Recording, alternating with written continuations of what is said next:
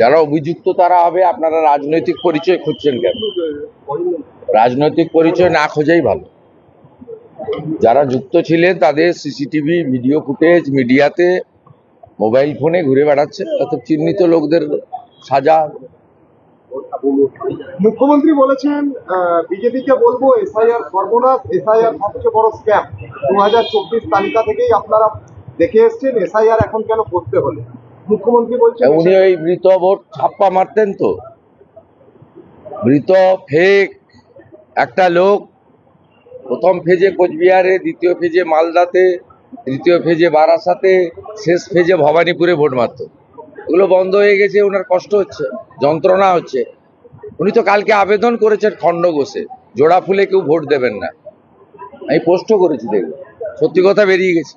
সারাক্ষণ তো মিথ্যা কথা। দাদা 4 তারিখের পরে রবীন্দ্রসঙ্গীতের বদলে ডিজে বাজবে বলছেন অভিষেক বন্দ্যোপাধ্যায়। রবীন্দ্রসঙ্গীতে ভোট গণনার পরে ডিজে। ইলেকশন কমিশনের দেখা উচিত পোস্টপল ভায়োলেন্সের কথা ঘুরিয়ে স্মরণ করাচ্ছে। আমরা প্রস্তুত ছিলাম না, তাই ওসব ঘটেছিল। এবারে আমরা প্রস্তুত আছি।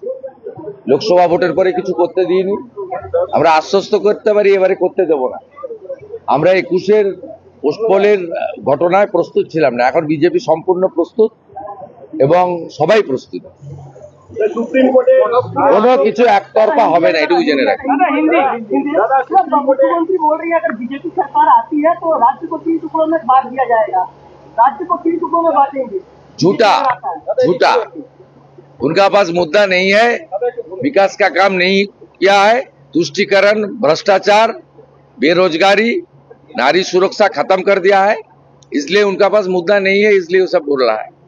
कोई फायदा होने वाला नहीं है, पूछ लीजिए ना। यहाँ जो है इधर उधर 90% लोग ठीक कर लिया, इस बार कमल छाप। भवानीपुर तो उनका नाम कैंसिल करना चाहते, कोई जरूरत नहीं, हारा दूंगा मैं।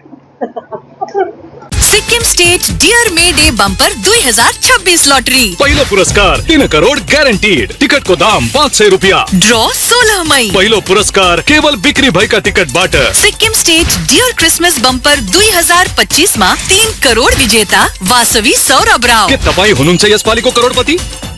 सपने पहले कागज पर बनते हैं, फिर कंक्रीट और स्टील में ढलते हैं। हर नक्शा एक नई उम्मीद जगाता है और हर ईंट और सरिया उस उम्मीद को हकीकत की ओर करीब ले आता है। एक ऐसा एहसास जैसे कल ही सुकून और शान दोनों एक ही छत के नीचे मिलेंगे। ये बस एक बिल्डिंग नहीं, बल्कि एक कहानी है।